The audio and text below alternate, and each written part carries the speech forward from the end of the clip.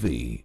Welcome back and many thanks for staying with us. On the 20th of March every year, people ask the world to unite to help reduce the burden of oral diseases which affect individuals, health systems and economies everywhere.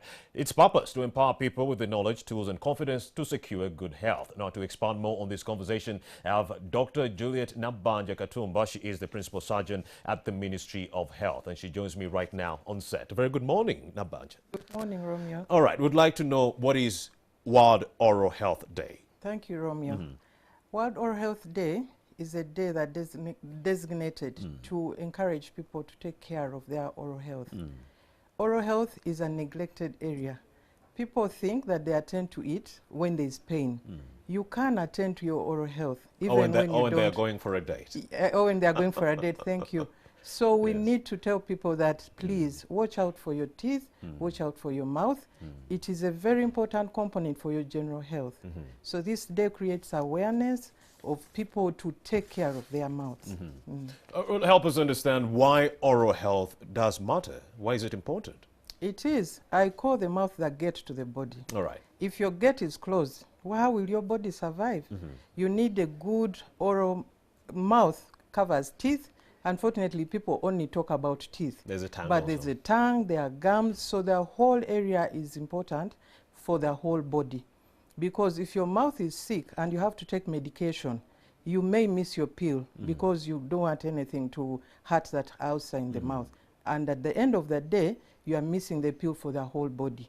So the mouth is the mirror of your body.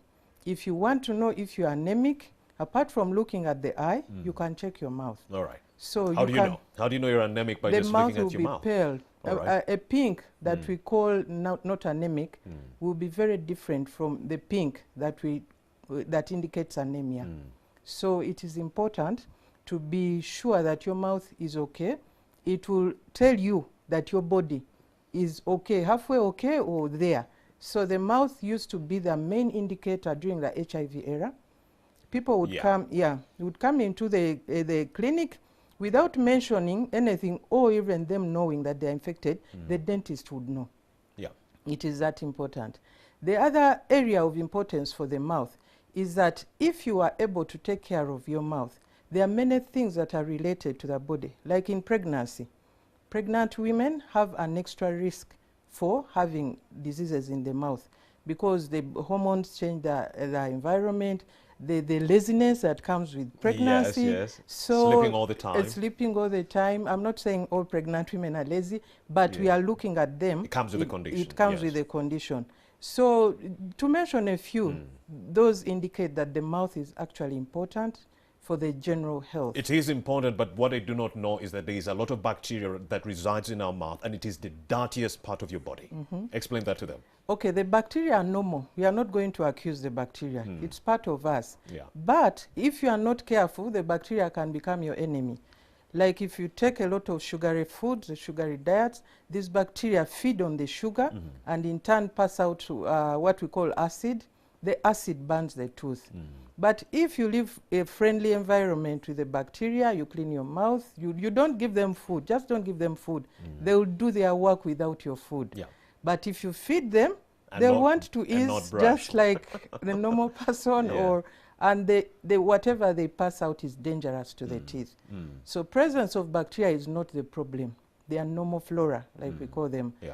The person has to take responsibility not to give them what will make them pass the dangerous substance. Meaning every time you have a meal, ensure that you brush shortly after. Preferably. Indeed. So let us in on some of the ramifications that might come about if I do not take care of my oral health, if I'm not brushing regularly and so forth. What kind of diseases am I calling Not to myself? even to go to the diseases. Let's talk about the social issues. No Romeo, girlfriend? no girlfriend. But you couldn't host Halitosis. me. You couldn't host me if I had bad breath.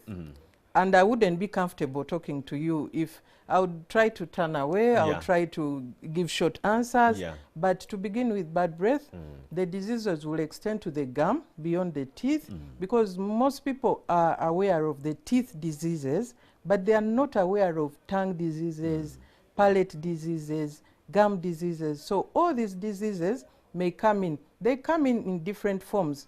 The teeth diseases are mainly sugar-based diseases.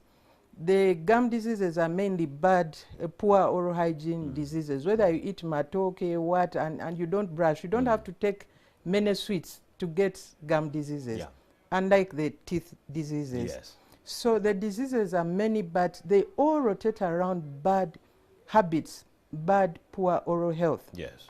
So if you maintain a good oral health habit, you probably keep away all the dental diseases. Most of them are preventable.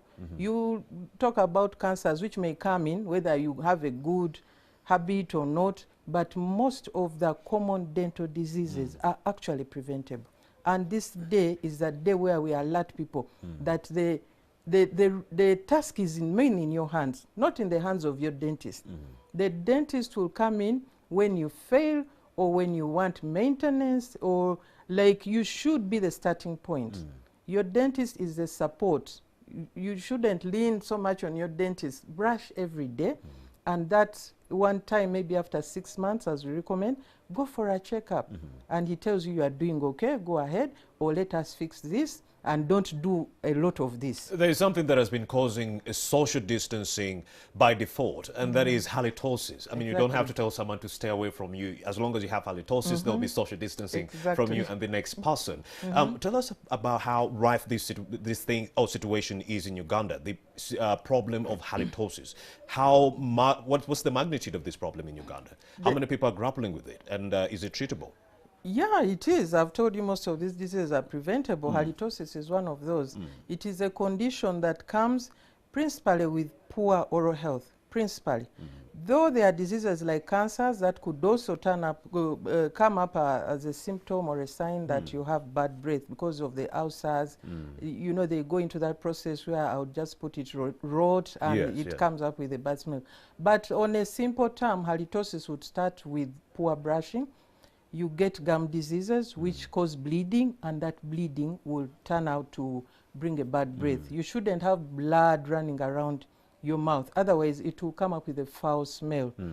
The teeth may also come up with a foul smell if the decay goes into the pulp, and that is where the blood is. Anything that is going to cause blood to float around, or decayed piece of meat, a piece of meat could get stuck between two teeth. And before you remove it, if it stays there for a day, 2, 3, when you are brush and you are missing it, there's a chance that it will cause bad breath. And then there are people who use, we recommend toothpaste. Someone might be brushing, but without toothpaste, you run a risk of having some lingering, not very fresh breath. So if you take the whole day without maybe rinsing, without anything to make your mouth like active, you could end up with a bad breath. We have something that we call calculus. It is a thick, heavy stain on the teeth that builds up out of missing a particular area. I want to quote the inner side of the lower teeth. It is an area that people miss, and it builds up. Over time, it irritates the gum, and you have a small bleeding area that continuously builds up a bad smell. Dr. Juliet Nabanjo Katumba, many thanks for having made the time to speak to us. Thank you very much. And she is the principal surgeon at the Ministry of Health. That aside, there is some sad news coming in from Tanzania. John Pombe